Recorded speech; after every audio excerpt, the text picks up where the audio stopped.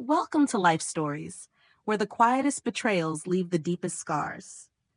Imagine building something for 15 years. Your heart, your soul, your sleepless nights poured into it, only to watch it ripped away with a handshake and a smile. But what if the real battle wasn't about revenge? What if the true fight was against the darkness inside yourself, the part that wants to strike back, to tear it all down? Today's story is about a man who faces that impossible choice and what he discovers about loyalty, forgiveness, and the price of dignity. Stay with us, because by the time we reach the end, you might just find yourself questioning what you would do when the people you trusted most turn into your greatest test. Now let's step into Evan Blake's world, and the moment everything he believed in was put to the ultimate test. Evan Blake had always believed that loyalty was a kind of currency, the kind that never devalued. At least, that's what he told himself in the early mornings, standing in front of the mirror in his downtown Chicago loft, tying the same navy blue tie he'd worn for 15 years. It was worn thin at the edges now, like everything else he trusted.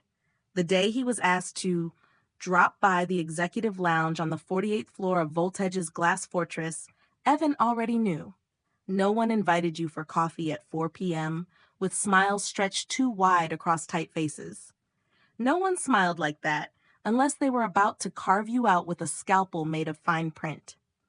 Sloane Barrett was waiting at the far end of the lounge, perfectly poised against the panoramic skyline, her crimson heels stabbing into the carpet as if anchoring herself to the power she was about to claim. At 32, Sloane had all the hallmarks of the modern executive prodigy: dazzling credentials, a mind wired to strategy, and a heart stitched shut years ago. Beside her, a glass of untouched whiskey gleamed under the recessed lighting, a silent reminder of everything the old guard like Evan no longer understood. "Evan," she said with that cool, brittle voice that could have been mistaken for kindness by someone less attuned, "you've been an invaluable part of Voltage's journey, but it's time for the company to pivot." Pivot, the word hung between them like smoke from a burning bridge. He nodded slowly, as if absorbing a great cosmic joke. Around him, the city glittered in the twilight, oblivious. A couple laughed against the window. A server adjusted a tray of untouched hors d'oeuvres. Life, uncaring, carried on. They shook hands. No cameras, no board meeting showdown, no dramatic resignations. Just a simple, hollow handshake, the kind you reserve for graveyards and funerals. As he rode the elevator down alone, Evan watched his own reflection in the mirrored walls. His face looked older than he remembered. Creases deeper, eyes dimmer, but there was a steadiness in him that didn't crack. Not yet. At the building's entrance, he passed by the company plaque, gleaming silver in the evening light. Voltage Technologies, reinventing tomorrow. Tomorrow. Evan almost smiled. Tomorrow would come, but not the way Sloane Barrett imagined. It started quietly. Evan didn't rage or spiral into lawsuits like others had before him. He returned to his loft, brewed his own coffee, and made a list. Names, relationships, people he had mentored, partnered with, fought for. The list was longer than even he expected. Voltage, under Sloane's sharp, sterile leadership, moved faster, burned hotter, and started to burn out. The company's new pivot emphasized cold data over human nuance, algorithmic efficiency over personal trust. Evan watched from a distance as old clients grew uneasy, small cracks webbing through the slick facade. Still, for months, he did nothing. At least, nothing visible. To the world, Evan Blake had disappeared. But in the quiet corners of Chicago's bustling business district, conversations shifted. Over late-night dinners, chance meetings, whispered phone calls, a quiet loyalty was reawakening. Not to a brand, not to a company, but to a man. Because Evan hadn't just built contracts. He had built bonds. Meanwhile, Sloane strutted across stages at tech conferences, lauded as the visionary leader who had ushered Voltage into the next era. She wore her success like armor, not realizing the hairline cracks widening beneath the surface. Until one night, 8 months later, she walked into a private negotiation meeting, only to find Evan Blake sitting across the table, leading a new consortium that had quietly absorbed every key voltage client she thought was untouchable. For a split second, Sloane froze. Then she smiled, cold and tight. "Impressive," she said. Evan only smiled back, with a calm so deep it felt almost cruel. "You pivoted, Sloane. I just made sure the ground moved with you." The deal was struck. Not with Voltage, not with Sloane, but with Evan's new venture, an empire built not on algorithms but on memory, trust, and the simple, brutal truth that some things could never be automated. By the end of the quarter, Voltage's stock plummeted. Shareholders demanded resignations, and Sloane Barrett, once the brightest star in the Voltage constellation, found herself staring at an empty inbox, wondering how it all slipped away so silently. She never even heard the blade fall. What would you do if the person you betrayed rose higher than you ever dreamed? Would you ask for forgiveness or brace for the silence you helped create? The real war had only just begun, and in the ashes of betrayal, Evan Blake was only getting started. The night Evan signed the final deal, the city outside his window buzzed with life. Taxis flashing by, distant sirens weaving through the streets, the hum of neon reflections rippling across wet pavement. Yet inside his loft it was quiet. Too quiet.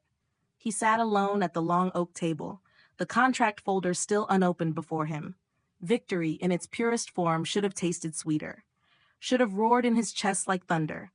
Instead, Evan felt something colder, the hollow ache of realizing he had won a war he never wanted to fight.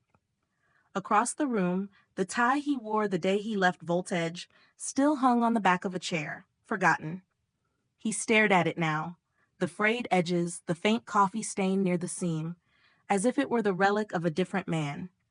A man who believed loyalty could shield him. A man who hadn't yet understood that sometimes loyalty was the very thing that got you cut the deepest. The knock at the door startled him. 3 sharp raps. He hesitated, then crossed the room. Standing there, soaked in rain, was Emma Reyes. Emma. The one person he hadn't heard from since everything fell apart. Once Volt Edge's brightest strategist, she had been his confidant in the early days, the only voice that had ever dared to tell him when he was wrong. Evan's chest tightened painfully at the sight of her. She looked thinner, sharper at the edges, like the city had carved pieces off her. "Can I come in?" she asked, voice low, uncertain. He stepped aside wordlessly. Emma didn't sit. She hovered by the window, her arms crossed, watching the storm outside as if gathering the courage to speak. When she finally turned, her eyes held a grief deeper than betrayal. "They're not done," she said quietly. "Sloane, Voltage, they're not letting this go." Evan frowned. "They already lost. Not in the way that matters." She moved closer, her wet hair clinging to her jacket. "They're coming after you. Personally. They've started whisper campaigns, contracts challenged, old decisions questioned. They want to bury you in court battles, discredit your name." A bitter laugh slipped from Evan before he could stop it. Typical. But Emma shook her head. "This isn't about business anymore. It's personal. Sloane, she's desperate, and desperate people don't think rationally." For the first time in months, something resembling fear flickered in Evan's chest, not for the empire he was rebuilding, but for the people tied to him. Friends, partners, clients who had trusted him. All now potential collateral in a war he thought he had already won. He sat heavily on the edge of the table. "Why are you telling me this?" Emma hesitated. Then, with a trembling hand, she pulled a slim USB drive from her pocket and placed it on the table between them. "Because I helped them," she whispered. "And I'm sorry." The room tilted. In one breath, the weight of the past year collapsed on him. Emma, the one he had trusted when the ground was crumbling beneath him, had been feeding Voltage information. Maybe not at first, maybe not willingly. But betrayal, he realized now, didn't always come with a knife. It came with a quiet look away when the blade was drawn. "I didn't know how deep it would get," Emma said, voice cracking. "They cornered me. They threatened everything I'd built. And I justified it. Told myself it was just business, that you wouldn't be hurt, that you were stronger than this."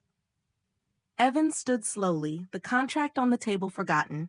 His hands shook, not with anger, but with a sorrow so profound it hollowed him out from the inside. "Why now?" he asked, his voice barely above a whisper. Emma's gaze locked onto his, fierce and broken all at once. "Because it's not about contracts anymore, Evan. They're trying to erase you. Everything you are, and I can't be part of that." She shoved the USB toward him. "It's all there.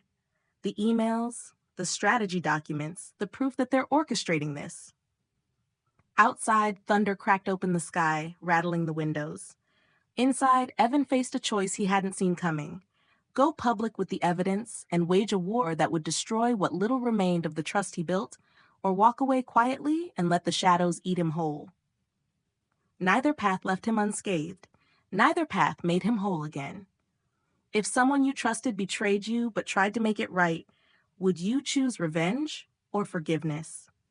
As lightning lit up the skyline, Evan Blake realized the real battle for his soul had just begun. Don't miss what happens next. Evan Blake sat alone in the dim light of his loft. The city sprawled beyond the rain-streaked windows, endless and indifferent. The USB drive lay untouched on the table, a small, unassuming object that somehow weighed more than any betrayal he had ever endured. He had been staring at it for hours. Somewhere in the distance, a freight train rumbled through the night, a low, mournful sound that seemed to echo the choice in front of him.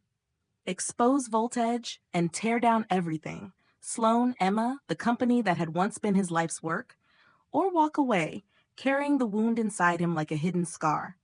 Evan knew what revenge looked like. He had tasted its cold, metallic flavor before.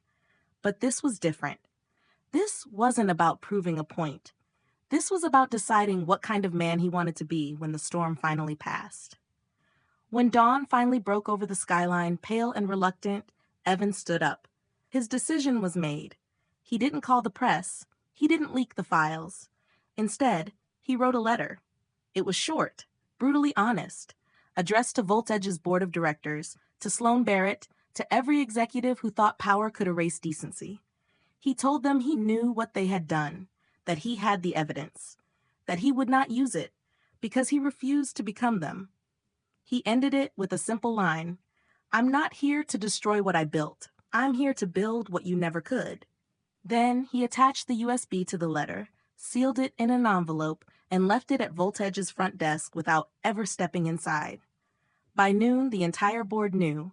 By evening, Sloan Barrett had resigned.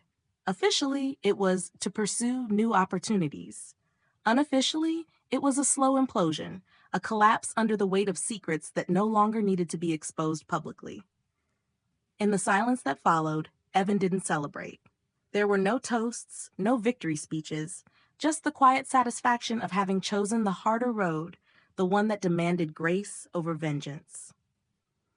2 weeks later, Evan sat on a park bench overlooking the river, the first warmth of spring cutting through the late chill. He watched people pass by, a boy on a scooter, a woman laughing into her phone, an old man tossing crumbs to the birds. Emma appeared beside him without a word, hands stuffed into the pockets of her worn jacket. For a long time, they just sat there, the current sliding past them, the world moving on. Finally, Emma spoke. "I didn't expect forgiveness." Evan tilted his head, studying the way the sunlight caught the edges of her hair, the deep weariness in her posture. "You're not forgiven," he said quietly. "Not yet." Emma nodded. "She deserved that. But you're here," Evan added. "And so am I." In that simple exchange, something loosened, a knot that had been strangling them both. Forgiveness wasn't a key you turned once. It was a door you agreed to hold open, a little more each day. Emma shifted beside him. "What now?" Evan smiled, a real one this time. It felt strange on his face, like wearing an old coat you thought you'd lost. "Now," he said, "we build something better. Not an empire, not a monument, just something real." Evan knew the world wouldn't stop trying to break people like him. There would always be another Sloan, another betrayal, another temptation to answer darkness with darkness. But there would also be mornings like this, rivers still moving, light catching on water like scattered diamonds. And there would be second chances, for those brave enough to take them. He stood, offering Emma his hand. Not a handshake of endings, but of beginnings. She hesitated only a second before taking it. As they walked away from the river, Evan didn't look back. Some battles weren't about defeating your enemies, they were about refusing to become them. And sometimes the quietest victories were the ones that saved you. What emotions did this story leave you with? Share your thoughts in the comments below. If you love this story, comment 100. Where are you watching from today? Share this story with a friend who needs a little hope. Thank you for being part of Life Stories.